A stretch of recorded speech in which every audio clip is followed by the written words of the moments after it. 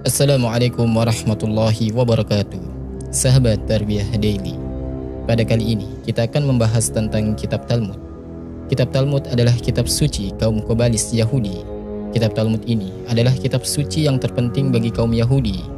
Bahkan kitab ini lebih penting daripada kitab Taurat. Kitab Talmud bukan saja menjadi sumber dalam penetapan hukum agama, tetapi kitab ini juga menjadi ideologi dan prinsip-prinsip serta arahan bagi penyusunan kebijakan negara dan pemerintah Yahudi Israel. Juga kitab ini menjadi pandangan hidup orang Yahudi pada umumnya. Itu pula sebabnya mengapa negara Yahudi Israel disebut sebagai negara yang rasis, konservatif, dan sangat dogmatik. Untuk dapat memahami sepak terjang negara Israel yang tampak arogan, keras kepala, tidak kenal kompromi, orang perlu memahami isi ajaran kitab Talmud yang diyakini oleh orang Yahudi sebagai kitab suci yang terpenting di antara kitab-kitab suci mereka. Keimanan orang Yahudi terhadap kitab Talmud luar biasa. Bahkan kitab Perjanjian Lama yang juga dikenal dengan nama Taurat ini di bawah kitab Talmud. Maka bukti tentang hal ini dapat ditemukan dalam Talmud. Saya akan bacakan beberapa isi kitab Talmud yang nyeleneh, yang benar-benar menyesatkan. Erobin 2b, edisi Sonsino, yang mengingatkan kepada kaum Yahudi, "Wahai anakku, hendaklah engkau lebih mengutamakan fatwa daripada Alkitab atau Talmud daripada ayat-ayat Taurat." Para pendeta Talmud mengklaim sebagian dari isi kitab Talmud merupakan himpunan dari ajaran yang disampaikan oleh Nabi Musa alaihi salam secara lisan sampai dengan kedatangan Nabi Isa alaihi salam. Kitab Talmud belum dihimpun secara tertulis seperti bentuknya yang sekarang. Nabi Isa alaihi salam mengutuk tradisi Mishnah atau Talmud awal, termasuk mereka yang mengajarkannya, atau para pendeta Yahudi dan kaum Farisi. Karena ini, kitab Talmud seluruhnya menyimpang, bahkan bertentangan dengan kitab Taurat. Kaum Kristen, karena ketidakpahamannya, hingga sampai saat ini mereka menyangka Perjanjian Lama merupakan kitab tertinggi bagi agama Yahudi. Padahal sangkaan itu keliru. Para pendeta Farisi mengajarkan doktrin dan fatwa yang berasal dari para rabi atau pendeta, lebih tinggi kedudukannya daripada wahyu yang datang dari Tuhan. Talmud mengemukakan hukum-hukumnya berada di atas Taurat dan bahkan tidak mendukung isi Taurat.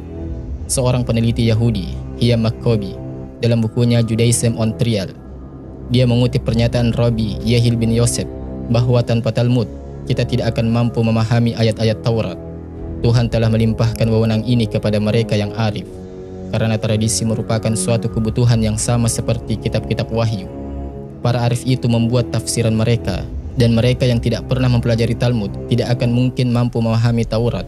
Memang ada kelompok di kalangan kaum Yahudi yang menolak Talmud dan mereka tetap berpegang teguh kepada kitab Taurat saja, Perjanjian Lama yang sekarang. Mereka ini disebut dengan golongan Karoiyah, kelompok yang sepanjang sejarahnya paling dibenci dan menjadi korban dizolimi oleh para pendeta Yahudi Ortodoks.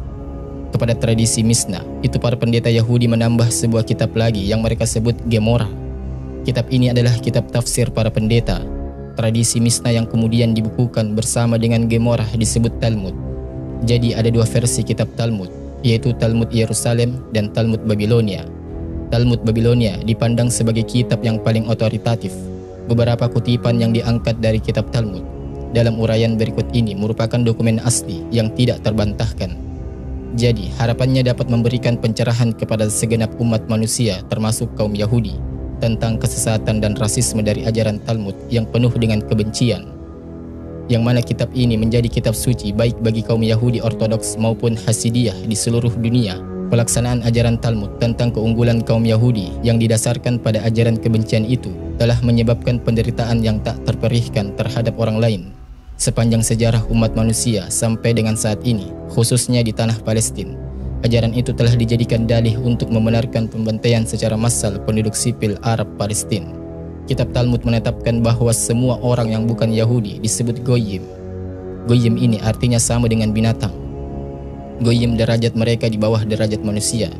Ras Yahudi adalah umat pilihan, satu-satunya ras yang mengklaim diri sebagai keturunan langsung dari Nabi Adam alaihi salam. Contoh isi ajaran Talmud. Talmud atau manuskrip Babilonia. Beberapa contoh isi ajaran Talmud. Erobin 2b. Barang siapa yang tidak taat kepada para rabi, mereka akan dihukum dengan cara dijerang di dalam kotoran manusia yang mendidih di neraka. Mudkatan 17a. Bila mana seorang Yahudi tergoda untuk melakukan suatu kejahatan, maka hendaklah ia pergi ke suatu kota di mana ia tidak dikenal orang, dan lakukanlah kejahatan itu di sana. menganiaya seorang Yahudi sama dengan menghujat Tuhan. Kemudian Sanhedrin 58b, jika seorang kafir menganiaya seorang Yahudi, maka orang kafir itu harus dibunuh. Sanhedrin 57a, seorang Yahudi tidak wajib membayar upah kepada orang kafir yang bekerja baginya. Orang Yahudi mempunyai kedudukan hukum yang lebih tinggi. Baba Kamah 37b, jika lembu seorang Yahudi melukai kepunyaan orang Kan'an, tidak perlu ada ganti rugi. Tetapi jika lembu orang Kan'an sampai melukai kepunyaan orang Yahudi, maka orang itu harus membayar ganti rugi sepenuhnya. Kita lihat, orang Yahudi boleh mencuri yang bukan milik orang Yahudi. Di Baba Mezia 24a, jika seorang Yahudi menemukan barang hilang milik orang kafir, dia tidak wajib mengembalikannya kepada pemiliknya. Ayat ini ditegaskan kembali di dalam Baba Kamah 113b. Kemudian, ada isi kitabnya yang menyatakan bahwa orang Yahudi boleh merampok atau membunuh orang non-Yahudi. Pada Sanhedrin 57a, jika seorang Yahudi membunuh seorang cutea atau kafir, maka Yahudi itu tidak akan dapat dihukum mati. Apa yang sudah dicari oleh seorang Yahudi boleh menjadi miliknya. Baba Kamah 37b, kaum kafir ada di luar perlindungan hukum dan Tuhan membukakan uang mereka kepada Bani Israel. Baba Kamah 113a, orang Yahudi diperbolehkan mendusta untuk menipu orang kafir. Yang bukan Yahudi adalah hewan di bawah derajat manusia. Yebamot 98a, semua anak keturunan orang kafir tergolong sama dengan binatang. Abu Dazarah 36b, anak perempuan kafir sama dengan niddah atau najis sejak lahir. Abu Dazarah 22a sampai 22b, orang kafir lebih senang berhubungan seks dengan lembu. Ajaran gila di dalam Talmud. Pada ayat Gitin 69a, untuk menyembuhkan tubuh, ambil debu yang berada di bawah bayang-bayang jamban, dicampur dengan madu lalu dimakan. Yebamot 63a, Adam telah bersetubuh dengan semua binatang ketika ia berada di surga. Yebamot 63a, menjadi petani adalah pekerjaan yang paling hina. Sanhedrin 55b, seseorang Yahudi boleh mengawini anak perempuan berumur 3 tahun, persisnya 3 tahun 1 hari. Sanhedrin 54b, seorang Yahudi diperbolehkan bersetubuh dengan anak perempuan asalkan saja anak itu berumur di bawah 9 tahun. Ketubot 11b, bila mana seorang dewasa bersetubuh dengan seorang anak perempuan, tidak ada dosanya. Yebamot 59b, seorang perempuan yang telah bersetubuh dengan seekor binatang diperbolehkan menikah dengan pendeta Yahudi. Seorang perempuan Yahudi yang telah bersetubuh dengan jin juga diperbolehkan kawin dengan seorang pendeta Yahudi. Demografi tentang zaman kuno menyatakan bahwa orang Yahudi seluruh dunia pada masa penjajahan oleh Romawi tidak sampai berjumlah 16 juta, bahkan 4 juta pun tidak ada. Kemudian genosida dihalalkan oleh Talmud. Perjanjian kecil, Soferim 15, Kaidah 10. Inilah kata-kata dari Rabbi Simeon bin Yohai, Topsebe Goyim Harok. Bahkan orang kafir yang baik sekalipun seluruhnya harus dibunuh. Orang-orang Israel setiap tahun mengikuti acara nasional ziarah ke kuburan Simeon bin Yohai untuk memberikan penghormatan kepada Rabbi yang telah menganjurkan untuk menghabisi orang-orang non-Yahudi.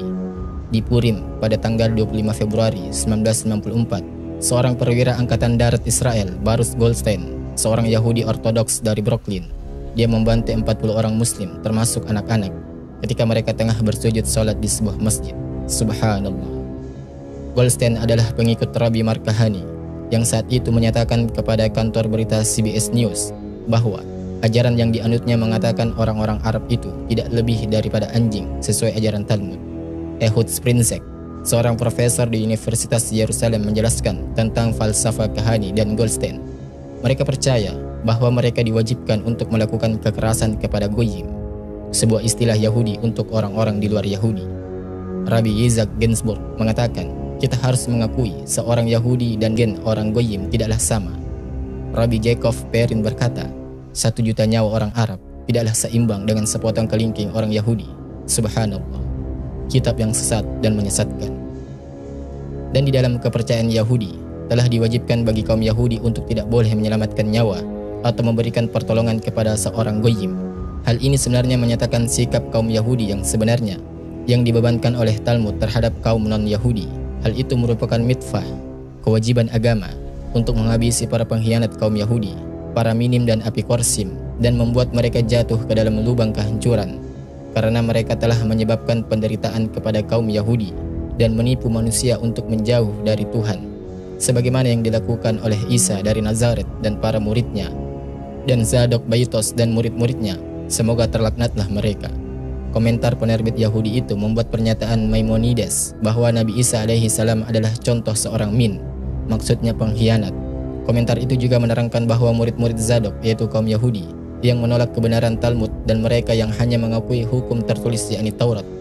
Menurut buku Maimonides Principles pada halaman 5, Maimonides memerlukan waktu 12 tahun untuk menyimpulkan hukum dan keputusan dari Talmud dan mensistemasikan kesimpulannya itu ke dalam 14 jilid. Karya itu akhirnya selesai pada tahun 1180 dan diberi judul Misnah Torah atau Syariat Taurat. Jadi, banyak lagi naskah-naskah aneh dari kitab Talmud ini. Kalau dibahas semua sangatlah panjang. Pada intinya, mereka membuat kitab ini berdasarkan hawa nafsu mereka, kebencian mereka kepada umat muslim pengikut Nabi Muhammad SAW, dan bahkan Kristen juga mereka benci. Yang benar hanya ras mereka saja. Syariat Yahudi juga menuntut bahwa kaum Kristen wajib dihukum mati. Kan mereka yang banyak membunuh para nabi. Bahkan Nabi Isa juga mereka yang kejar untuk dibunuh sama mereka. Tetapi Allah menolong Nabi Isa dan mengangkat Nabi Isa ke langit. Dan kelak di akhir zaman akan turun kembali membunuh Dajjal. Juga mengatakan kepada Nasrani yang sekarang bahwa dirinya bukanlah Tuhan. Kemudian yang terakhir, sahabat Tarbiyah Daily, Takhayul kaum Yahudi. Edisi Talmud Babilonia dipandang sebagai kitab suci Yahudi yang paling otoritatif. Karena orang Kristen terpedaya oleh para pengkhutbah Yahudi, maka para paus semakin hari semakin percaya dan meminta fatwa kepada Rabi Yahudi sebagai narasumber yang sahih untuk mendapatkan keterangan jika berkaitan dengan kitab perjanjian lama, yang tanpa mereka sadari, mereka itu berkonsultasi dengan para okultis, juru ramal, Yudaism, adalah agama kaum Farisi, dan para pendeta Babilonia yang menjadi sumber ajaran Talmud dan Qobala, yang di kemudian hari membentuk agama Yudaism, kitab suci Yudaisme, ortodoks lainnya, seperti Kabbala. Isinya penuh dengan ajaran tentang astrologi, ramal-meramal, gematria, sihir, dan ilmu hitam.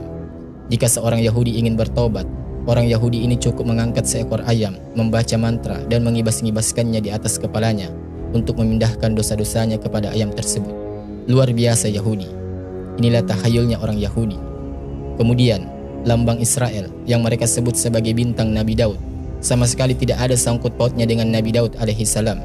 Bintang itu adalah heksagram bersudut 6 yang melambangkan yantra dari androgen, kelenjar yang memberikan karakteristik kepada kaum laki-laki yang dihubungkan dengan para Khazar Bohemia pada abad ke-14. Mereka menyesatkan publik dengan penggunaan nama negara Israel yang didirikan pada tahun 1948. Merupakan sebuah hasil persengkongkolan antara kaum Bolshevik Yahudi dengan kaum Zionis yang ateis. Nama itu tidak ada sangkut pautnya dengan kelanjutan kerajaan Nabi Daud, tetapi dikukuhkan melalui pengakuan pertama di PBB yang diberikan oleh diktator komunis Uni Soviet Joseph Stalin. Jadi, sahabat, itulah beberapa isi kitab Talmud yang menyesatkan. Anak-anak Yahudi dari kecil sudah didoktrin bacaan kitab yang aneh. Makanya, anak-anak kecil Yahudi itu sangat benci kepada orang Muslim. Semoga pembahasan ini ada manfaatnya dan Allah menjaga umat Islam dari segala tipu daya musuh-musuh Allah. Wassalamualaikum warahmatullahi wabarakatuh.